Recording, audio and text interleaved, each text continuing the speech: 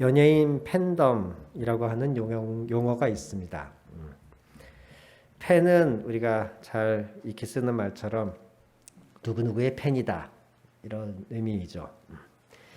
연예인들을 좋아하는 그 팬들이 그냥 좋아하는 것에서 끝나지 않고 한 무리를 이루고 단체로 움직이면서 하나의 신드롬을 일으키는, 하나의 문화 현상을 일으키는 걸 팬덤이라고 합니다. 그 팬덤 현상 중에 조공이라는 말로 표현되는 그런 현상들이 있어요. 팬들이 자기들이 좋아하는 연예인을 위해서 선물을 하는 거예요. 뭐 예전에는 엽서를 쓰거나 편지를 쓰거나 이런 것들이 많았잖아요. 그래서 아직도 기억나요. 그 MBC 같은 경우에는 그 엽서를 팬들이 보낸 엽서 모아가지고 전시회도 하고 뭐.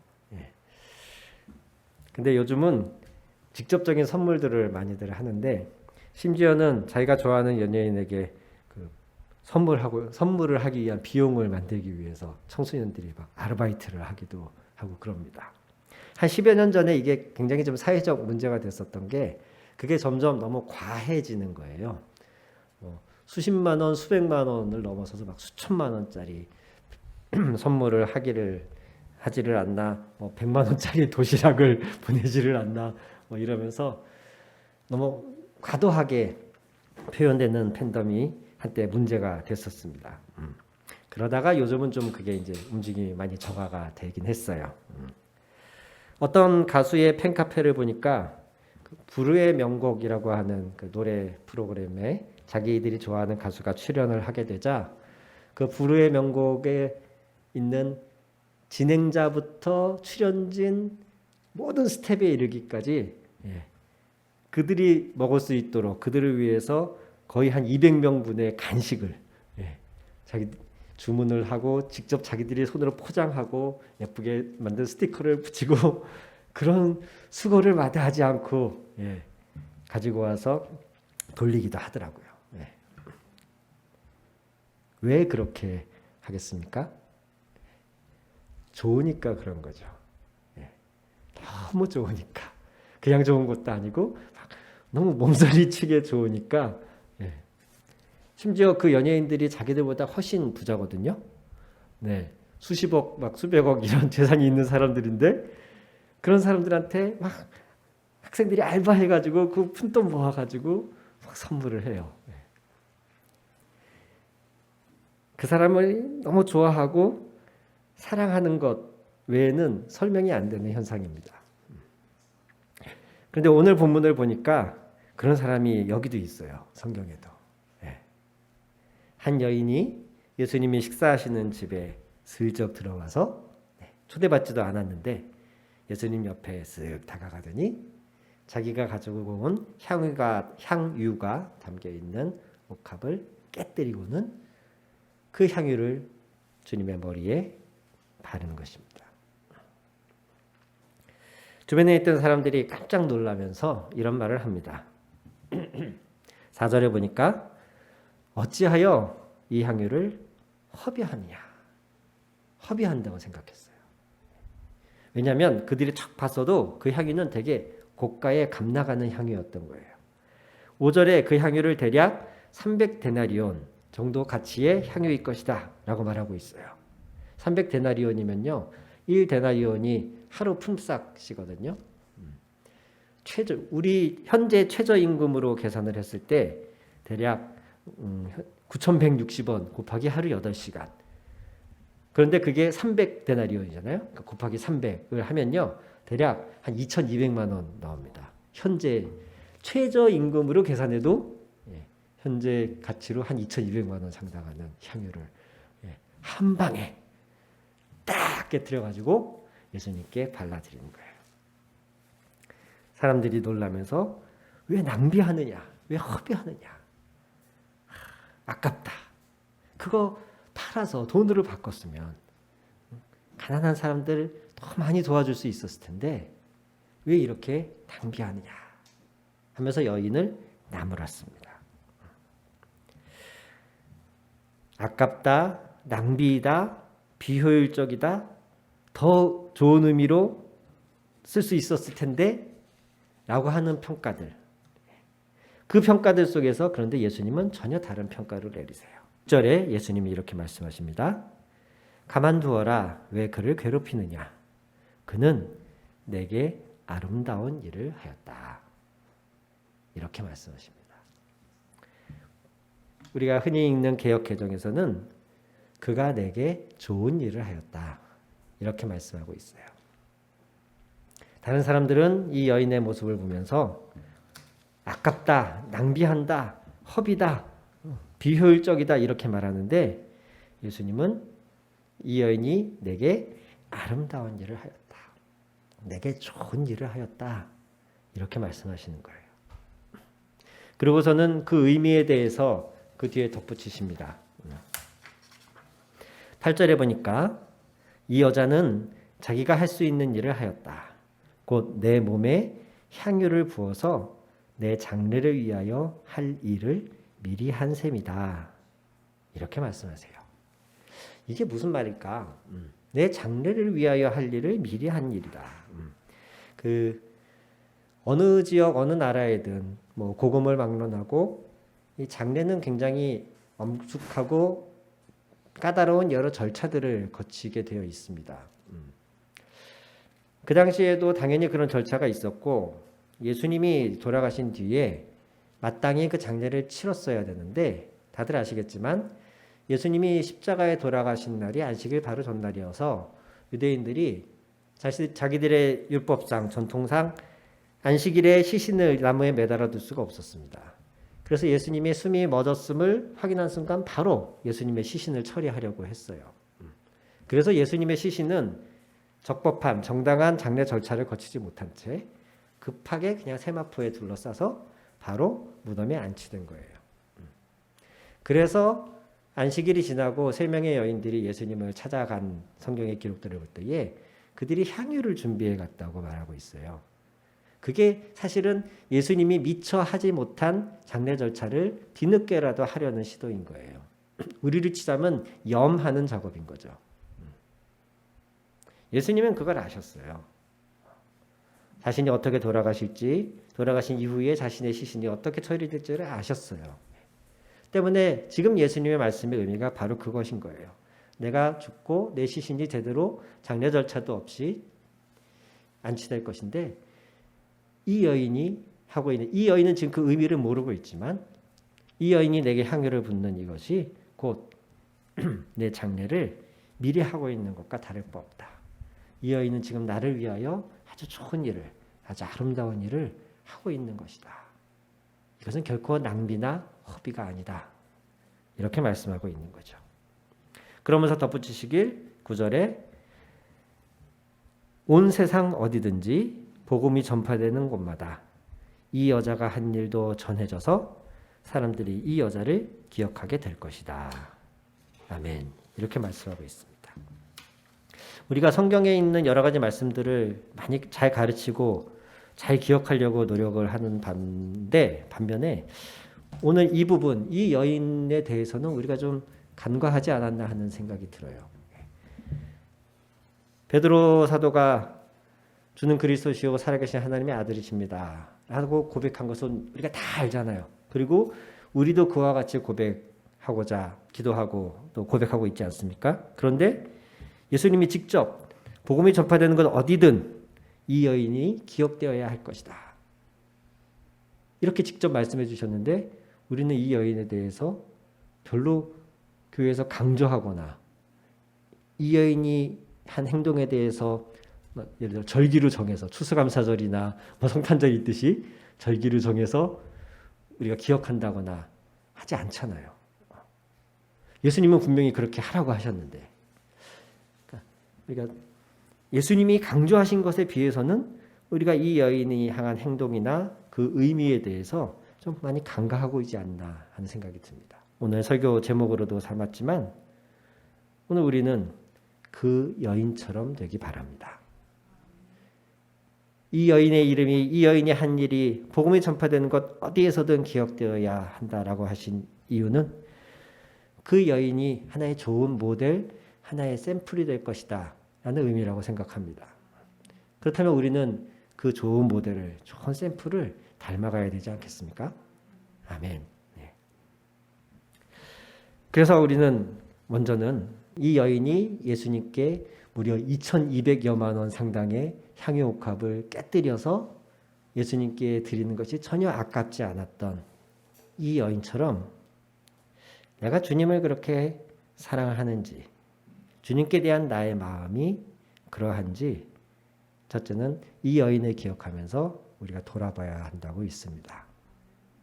예수님도 그렇게 말씀하셨어요. 누가복음 7장 40절에서 43절에 빚진 사람들이 탕감받은 이야기를 하시면서 한 사람은 500데나리온을 빚지고 한 사람은 50데나리온을 빚졌다. 그런데 채권자가 이 두 사람의 채무자를 다 탕감해 주었다. 한 사람은 50, 한 사람은 500. 자, 과연 이 둘 중에 누가 그 탕감해 준 채권자를 더 사랑하겠느냐? 예수님이 이렇게 물으셔요. 이건 누가 들어도 상식적으로 생각할 수 있는 거지 않습니까? 그때 그 바리새인 시몬이 대답합니다. 더 많이 빚을 탕감받은 사람이 더 사랑할 것입니다. 그러니까 예수께서 네 대답이 옳다 이렇게 말씀하셔요. 내가 주님을 얼마나 사랑하는가를 측정을 해보면 그것은 곧 내가 얼마나 주님께 받은 은혜가 큰가, 내가 탕감받은 죄가 큰가, 사실은 이것과 밀접한 관련이 있습니다. 그래서 사도 바울도 이야기하기를 죄가 많은 곳에 은혜가 더 많다, 은혜가 더 넘친다 라고 이야기하고 있는 것이에요. 전에도 말씀드렸습니다만 그 구절을 죄를 많이 지으면 더 많은 은혜를 받을 수 있다 이렇게 해석하면 이건 이단입니다. 큰일 납니다. 사도 바울이 그랬어요. 죄가 많은 곳에 은혜가 많다고요. 난 더 가서 열심히 죄를 지을래요. 이러면 잘못된 겁니다. 바울의 고백의 의미는 내가 내 자신의 죄를 깊이 깨달을수록, 내가 더 큰 죄인임을 깨달을수록 그런 나를 용서하신 하나님의 은혜가 얼마나 더 큰지 깨닫게 된다. 그 의미입니다. 사실 액면으로만 놓고 보면 사도 바울이 뭐 그리 대단한 죄를 지었겠습니까?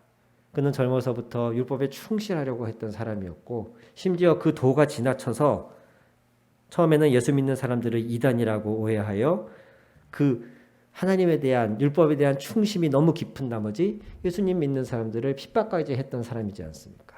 그런 사람이 뭐 그리 대단한 큰 죄를 지었겠습니까? 그렇기 때문에 그는 사실 예수님을 통한 하나님의 은혜를 그렇게 실감하지 못할 수도 있는 사람이었어요. 오늘날에도 동일합니다. 교회를 전도를 하고 교회를 온 사람들 중에 자꾸 자기 보고 죄인이라고 하는 얘기가 싫어서 자기는 아무리 봐도 뭐 특별히 잘한 건 없다 치더라도 특별히 남한테 해를 끼치거나 불법한 일을 하고 산 기억이 없는데 자꾸 자기 보고 죄인이라고 하니까 그게 싫어서 교회를 안 나온 사람이 간혹 있습니다. 사도 바울도 같은 수준의 사람일 수 있었어요.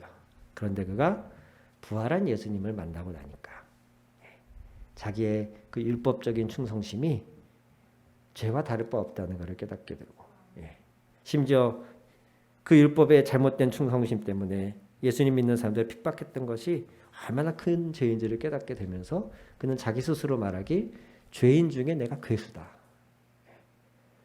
내가 죄인 중에 제일 나쁜 놈이다. 그렇게 고백하는 거예요. 그렇게 고백하고 났더니 그런 자신의 죄가 용서받았다는 게 너무 기쁜 거죠. 500원 빚진 거 탕감받은 건 뭐 별로 그렇게 대단히 기쁘지 않잖아요. 근데 내가 500억 빚을 탕감받았다면 이건 전혀 다른 얘기가 되는 거죠. 사랑하는 성도 여러분, 이 여인을 기억하면서 이 여인은 어떻게 예수님께 이렇게 값비싼 향유를 아무렇지도 않게 드릴 수 있었을까? 그것도 일회용으로. 이 여인의 행동을 묵상하면서 이 여인의 포커스를 맞추기보다도 그 여인과 예수님과의 관계에 포커스를 맞춰보세요. 도대체 이 여인이 만난 예수님은 어떤 분이었길래, 이 여인은 과연 예수님으로부터 어떤 은혜와 사랑을 받았길래 이것이 가능했을까? 그러면서 나도 좀 이 여인이 예수님을 대했던 그 마음처럼, 이 여인이 예수님께 그렇게 아낌없이 헌신할 수 있었던 것처럼 나도 좀 그런 마음이 돼보고 싶다. 이런 소망이 품어지시길 주님의 이름으로 축원합니다. 그리고 그걸 위해 기도하시다 보면요, 나도 주님을 이처럼 더 사랑하고 싶고 주님과 더 가까워지고 싶고 그 무엇도 아깝지 않을 만큼 주님을 더 사랑하게 되는 그런 사람이고 싶습니다. 이걸 놓고 기도하시다 보면 틀림없이 주님은 우리 안에 우리 자신을 보게 만드실 거예요. 그러면서 사도 바울이 고백했던 것처럼 우리가 받은 은혜가 얼마나 큰지, 단순히 내가 교회라고 하는 좋은 커뮤니티를, 좋은 공동체, 좋은 사람들을 만난 것, 교회는 단순히 그런 것이 아닙니다. 그런 좋은 공동체, 좋은 사람들은 조금 죄송한 말씀입니다만 제가 주민자치회 활동을 해보니까요, 주민자치회 사람들 중에 더 의리 있고 더 성품 좋고 더 친절한 사람들이 있어요. 주변에 다른 이웃들이나 자기랑 친한 사람들이 뭐 좀 어려움이 있다 그러면 정말 휴가를 얻어서라도 와서 도와주고 뭐 하루 종일 아니 밤새서라도 같이 해주는 그런 의리 있고 친절한 사람들, 오히려 술 한잔 하는 관계의 사람들이 더 그런 사람들이 많아요. 그런 좋은 인간관계와 커뮤니티는 단지 교회만 있지 않습니다. 교회가 가진 유일한 독특한 의미는 그 안에 있는 가치는 이 안에 그리스도가 함께 하신다는 거예요. 이 공동체는 단순한 인간의 모임이 아니고 그 안에 그리스도를 품은 사람들이 모인 모임이라는 것이죠. 때문에 우리는 서로 연결될 때에 서로의 인간적인 의리로 연결되는 게 아니라 그리스도 안에서 서로 하나 되는 것, 그리스도 안에서 서로 연결되어 하나의 성전으로 지어져 가는 것이라고 성경은 말씀하고 있습니다. 때문에 우리가 주님과 이런 깊은 긴밀한 관계를 갖는 것이 교회 안에서는 너무너무 중요하고, 그 관계를 놓고 기도하다 보면 저는 실제로 그렇게 기도한 적이 있거든요. 제 기도의 그 역사를 과거를 들어보면 어릴 때 뭘 모를 때는 그냥 주당창 하나님을 상대로 기도를 했었어요. 내 어려움이나 아쉬움, 부족함들을 그거를 해결해주고 도와주실 수 있는 분이 하나님이라고 생각했기 때문에 하나님을 주로 부르면서 하나님께 뭔가를 아뢰고 요청하는 기도를 많이 했었죠. 그러다가 이제 좀 시간이 흐르면서 어느 날부터 예수님에 대해서 생각을 하게 되는 거예요.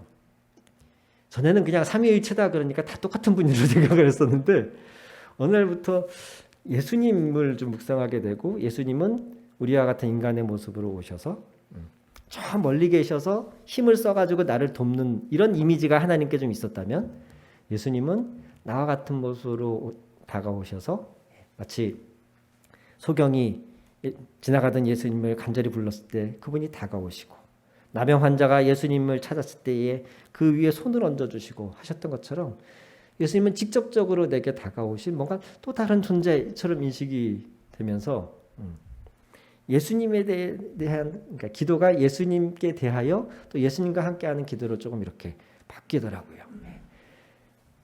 그런데 그 과정에서 저는 좀 그게 힘들었던 게, 그냥 절대자 하나님에 대해서 접근하는 건 그렇게 어렵지 않았어요. 그런데 때로는 내 친구처럼, 때로는 부모처럼 내게 다가오셔서 나와 이렇게 사랑의 관계를 맺는 예수님, 그러니까 이 사랑의 관계라는 게 저한테 좀 어렵더라고요. 그냥 주님을 위해서 봉사해라 하면 잘할 수 있는데 주님을 사랑해라. 주님을 사랑하십니까? 이런 질문을 받으면 제가 뭘 어떻게 대답을 해야 될지 모르겠는 거예요. 사랑이 뭔지 잘 모르겠고. 그래서 이 부분을 놓고 저는 실제로 기도한 적이 있습니다. 제가 좀 사랑을 더 알게 해주세요. 주님을 사랑할 수 있게 해주세요. 주님을 섬겨라, 주님께 헌신해라, 주님을 봉사해라 하는 건 다 할 수 있는데 주님을 사랑하라는 건 도무지 감이 안 잡히는 거예요. 근데 그런 기도를 하면서 더 시간이 흐르고 신앙생활을 하는 가운데에 제 안에 그런 사랑이 싹트기 시작한 건 내가 죄인이라는 걸 깨달은, 분명히 1년 전에도 내가 죄인임을 고백했지만 1년이 흐른 뒤에 다시 돌아봤더니 내가 1년 전에 고백했던 죄인보다 사실은 더 나쁜 죄인이었더라고요. 신앙이 깊어질수록 하나님을 알아갈수록 내 자신이 더 적나라하게 보이면서 전에는 보이지 않던 죄들이 더 보이기 시작하고, 전에는 뭐 이런 것까지 죄라고 하겠어? 했던 것들이 사실은 죄였음을 깨닫게 되면서, 그러니까 점점 사도 바울이 그렇게 율법에 철저했던 그가 자기를 돌아봤을 때 죄인 중에 괴수다라고 말했던 것들이 이해가 되면서 그제서야 내가 정말 몹쓸 놈이었구나. 내가 정말 주님 앞에 고개도 못 들 존재였구나. 이런 것이 깨달아지면서 그런 나조차 기다리시고, 그런 나조차 품어주시고, 그런 나조차도 사랑하신다고 하는 그게 이제 믿어지면서 제 안에도 주님에 대한 이제 의무가 아니라 사랑으로 하는 신앙생활이 시작이 됐었어요. 오늘 이 여인을 기억하시면서 내 안에 있는 주님에 대한 사랑, 주님이 나를 얼마나 사랑하시는가, 그러니까 먼저 이것이 첫 번째이지만 그 사랑을 받은 우리도 주님께 반응을 해야 하지 않겠습니까? 이 여인의 모습과 나를 좀 이렇게 같이 보면서 내 안에 있는 주님에 대한 사랑은 과연 이 여인처럼 헌신적이고 아깝지 않고, 남들이 아무리 비효율적이라고 비합리적이라고 하여도 그것에 흔들리지 않고 내게 있는 그것을 아낌없이 드릴 수 있는 사랑인가, 항상 이것을 좀 새롭게 점검하고 돌이켜볼 수 있기를 주님의 이름으로 축원합니다. 아멘. 그러고 나면 두 번째로 우리에게도 이 여인과 같은 실질적인 반응이 있어야 한다고 믿습니다. 지난 여름에 제가 오랜만에 박정필 선교사님 가족과 여러 팀원들과 함께 홍롱교회를 다녀와서 집회를 했지 않습니까? 그때 그 집회 기간 동안에 참여했던 그 교회 성도 중에 고등학교 여학생이 하나 있었어요. 굉장히 똑똑하고 공부 잘하는 학생이어서 뭐 전교에서 1, 2위를 다투는 학생이었고, 그런데 저희가 집회를 열기로 한 그 기간에 무슨 교내 무슨 경시대회 같은 게 있었다 그래요. 그리고 그 도내 거기가 전라남도인가 북도인가, 그러니까 그 도 내에 공부 잘한다는 애들은 다 모아가지고 뭐 수학 경시대회니 과학 경시대회니 이런 거 있잖아요. 그러니까 그런 게 있었던 기간인 거예요. 학교 입장에서는 전교 1, 2등을 하는 그 아이가 당연히 나갈 거라고 생각을 한 거죠. 나가야 하고, 또 거기 갔다 오면은 뭐 생활기록부에 이렇게 하나 더 적을 것도 생기고 수능에 도움도 되고 하지 않습니까? 근데 이 아이가 고민하고 기도하고 한 결과 거기를 안 가고 이 집회에 왔어요. 그 아이도 찬양팀으로 섬기는 아이였기 때문에 과연 현재 자기에게 하나님이 원하시는 것은 무엇일까? 이걸 깊이 고민하고 기도하더니 학교의 요청이나 또는 자기의 수능의 유익을 위해서 결정하는 것보다 지금은 이 집회하는 이 자리가 하나님이 부르신 자리이다 라고 결정하고 행동에 옮긴 것이죠. 사람들은 그렇게 볼 수도 있습니다. 아니, 집회는 뭐 물론 오래간만에 한 거긴 하지만 꼭 그 집회에만 하나님 계신 거 아니고 오히려 도내 경시대회에 나가서 거기서 좋은 성적으로 입상을 해서 더 하나님께 영광 돌릴 수 있지 않느냐. 도내에서 잘하면 전국 경시대회도 나갈 수가 있고, 그래서 어느 교회 다니는 누구누구 학생이 뭐 경시대회에서 어떤 성적을 거뒀다라고 하면 더 그게 하나님께 영광 돌릴 수 있지 않겠냐? 틀림없이 이런 사람도 있었을 겁니다. 마치 오늘 이 여인의 모습을 보면서 아이고 아깝게 그거 팔아가지고 가난한 사람들 도와줄 수 있었는데 그거 허비하는 거 아니냐라고 했던 사람들처럼, 사람들이 볼 땐 비효율적이고 아까워 보일 수 있습니다. 어리석어 보일 수 있습니다. 그러나 우리는 매사의 중요한 결정에 하나님에 대한 우리의 마음, 또 우리를 향한 하나님의 그 뜻과 인도하심, 이것이 우리의 삶의 중요한 결정의 기준이 되어야 할 줄로 믿습니다. 네. 조금 어리석어 보이고 손해보는 것 같아도 때로는 우리는 이렇게 행동으로 드러나는 사랑의 표현이 있어야 합니다. 삭개오를 보십시오. 예수님이 그의 집에 머물겠다고 하셨을 때에 삭개오는 내가 토색한 것, 즉 억지로 불법적으로 빼앗은 것이 있으면 4배를 갚고 자기의 재산의 절반을 팔아서 가난한 사람들을 돕겠다고 했습니다. 이것은 율법 이상의 헌신입니다. 율법에서는 불법적으로 빼앗은 것이 있으면 2배를 갚으면 됩니다. 그러면 율법적으로 아무 문제가 없어요. 배상만 하면 돼요. 삭개오도 충분히 그럴 수 있었습니다. 삭개오가 그렇게 율법에 정해진 대로 배상만 하고 끝나도 아무도 뭐라고 할 사람 없었습니다. 그런데 삭개오는 4배를 갚겠다고 자원합니다. 그리고 아무도 시키지 않았는데 더 나아가서 내 재산의 절반을 팔아서 가난한 사람을 돕겠다고 말합니다. 아무도 시키지 않았어요. 심지어 예수님조차 그렇게 말씀하시지 않았어요. 율법에 정해진 것도 아니었어요. 그런데 삭개오는 그저 죄인 취급받던 자신의 집에 예수님이 머물러 주시겠다고 한 그것이 너무 감사해서 정해진 것 이상으로 헌신하고 표현한 것이에요. 주일 성수가 더 이상 저와 여러분에게 의무가 아니기를 주님의 이름으로 축원합니다. 과거에는 안식일이라 그래서 일주일 중에 하루 온전일이 뺐잖아요. 사실 그거에 비하면 오늘날 주일 성수는 그냥 예배 1시간 참석하면 주일 성수했다, 우리가 이렇게 말하지 않습니까? 과거에 비해서도 너무 간소화됐는데 이것조차 우리는 요즘 소홀히 할 때가 많지 않나 하는 생각이 듭니다. 주일 성수가 의무나 율법, 책임, 내가 이 교회 와서 맡은 책임이 있으니까 그것도 좋지만 더 나아가서는 오늘 이 여인처럼 주님에 대한 사랑의 표현이 되었으면 좋겠습니다. 사랑하는 사람한테 일주일에 1시간 내는 게 그렇게 어렵습니까? 저는 제 아내랑 결혼하고 2년째인가 3년째 되었을 때 큰 시험을 당한 적이 있습니다. 제 아내가 인형을 좋아했거든요.